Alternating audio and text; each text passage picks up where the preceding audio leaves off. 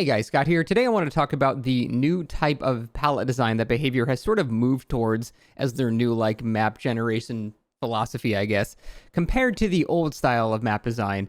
And I've always preferred the older style. Let me just show you an example of what I'm talking about before we go any further. All right, so here's the standard Behaviour classic design. It's usually a strong tile with kind of a bit of a weaker one, and then maybe a filler tile into another potentially strong or weaker tile. Then you got your shack, and then you got some filler tiles sort of around here with rocks and stuff like that. Another one over there. Then you've got another relatively safe tile. Then you've got another filler tile here. And then you've got a pretty safe tile. And then you've got the main building. And then you've got a relatively unsafe tile. So the pattern here is basically there's sort of a nice mix of pretty unsafe palettes like this, but then also, jungle gyms that have pretty damn safe palettes. And it's the balance that I find to be the best overall. So now here is the new style of Behaviour palette and map design. It's just unsafe palette, unsafe palette, unsafe palette, unsafe palette, unsafe palette, unsafe palette, unsafe palette, unsafe palette, unsafe palette, unsafe palette, unsafe palette, unsafe palette right there. This can be a jungle gym, to be fair. This can actually be a regular jungle gym, so that one can be fine. So if you're noticing a pattern here, there's just unsafe pallets every 3 feet. Instead of actually having a decent mix of really strong pallets and really weak pallets, they just slap 50 pallets everywhere, but they're all really bad pallets. All right, so obviously the issue here is that the new type of map design, the Unknowns map and Hawkins, for example, it's basically just 25 unsafe pallets just thrown just randomly in a bunch of rocks and stuff like that. They're typically all pretty unsafe loops with maybe one or two actually decently safe tiles and pallets that you probably have to kick. And then every other pallet, they're just everywhere, but they're all pretty much mind gameable. However, if the survivor starts getting better and realizes that they can sort of chain these tiles together, that's when it starts getting more and more obnoxious to go against this killer. That's why I've actually said that Hawkins is one of my least favorite maps as killer, because good survivors that know how to chain tiles on that map. One of the major problems people have with Hawkins when they play in it and they think it is a killer sided map is they play the rooms, not the map itself. They play the individual tiles and try to not get hit there, but all the pallets are weak. What you're supposed to do is sort of drop the pallets early and chain them together with other rooms and create this web of basically unplayable scenarios for a killer where they eventually do have to kick one of the pallets because you've created your own loop by dropping separate pallets. Now, that can be pretty fun as Survivor, which is why when I'm playing on Hawkins as Survivor, I'm usually having a good time. But as Killer, I find that to be a miserable style of gameplay because it just takes one good Survivor that knows how to chain shit together for that to be very, very strong. Additionally, it always stifles half the killer powers in the game. Whenever I get Hawkins or something, if I'm not playing a stealth killer or a killer that only really gets M1s or something like that, I'm usually having a bad time. Trying to get hatchet hits or Bubba chainsaws or anything. It's if there's a pallet every 5 feet, it's really, really hard to actually successfully do that stuff. So I feel like the abundance of a ton of unsafe pallets, it stifles a bunch of killer powers and sort of forces everyone into M1s, which, like I said, are fairly easy to get, but I don't like homogenizing every single killer into just having to get M1s.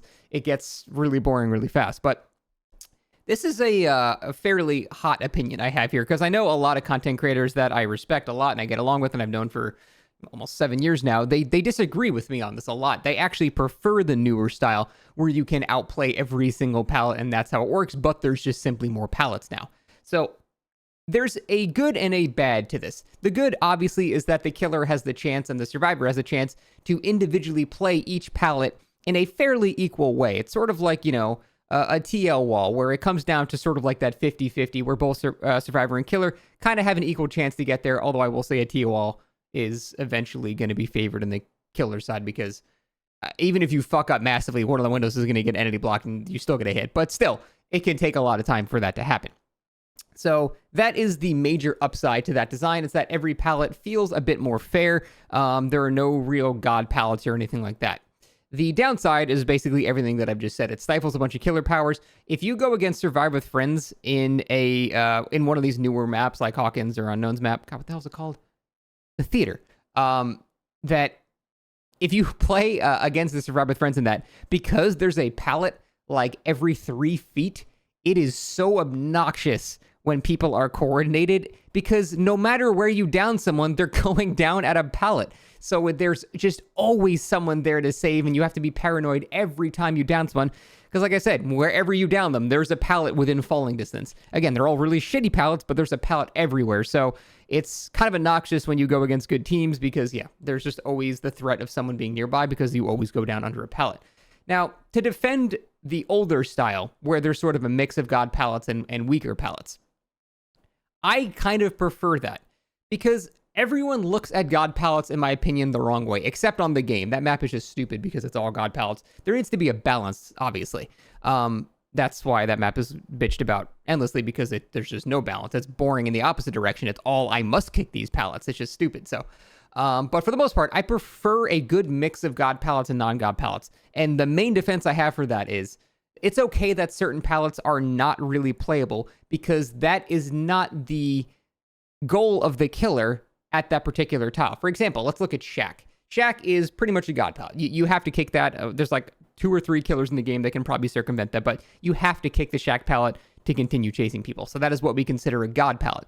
And yet I love the Shack. I think Shack is one of the coolest tiles in the entire game because it's a notable tile. It's something you know you're going to get. It's a resource to be used. So the battle becomes not, am I going to hit the survivor at this tile? It's how quickly can I get this god pallet out of the way? And that's the part I like. That, balanced with having a bunch of other unsafe pallets as well, kind of creates 2 separate games that the killer has to play. It's 1, am I going to get a hit at this tile? Or 2, how quickly am I going to get this tile to become a useless thing?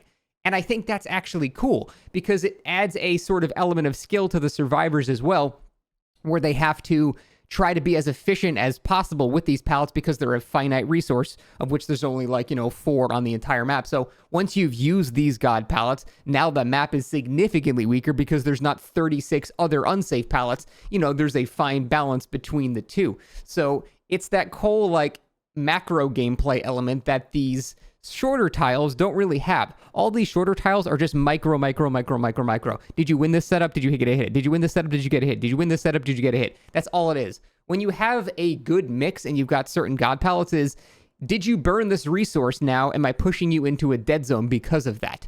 It seems like you're never pushing people into dead zones on a Hawkins or the Unknowns map because there's a pallet every 2 feet. Again, you can get hits there, but you're never actually doing this macro gameplay of controlling the map and pushing people into areas that you've gotten rid of over time, hopefully quickly enough to win the game before it's over. That's that balance that I actually find really interesting. Additionally, when you have these setups and you have more generic tiles like jungle gyms and stuff like that, killer powers have a far greater chance of working. Billy's chainsaw, all the powers in the game are sort of based on the old design of Dead by Daylight, which is why the new killers are the few killers that aren't really negatively affected by the newer maps. But all the old killers, and not all of them, but most of the old killers suffer in some way when you have that new map design. So that is the main difference. That's why I actually don't really mind the standard split of having, several god pallets and then the rest of the map being weak pallets, but there's less of them overall because the strength of those god pallets is way stronger than the strength of those weaker tiles. So if we go by that whole loop money system that Behaviour allegedly uses, where maps are generated based on a finite value of resources, and certain maps, let's say, have a total value of 30 or something like that. Those junk pallets are 1, but jungle gyms and stuff with really good pallets are 3 or 4, and then it generates the map based off of that.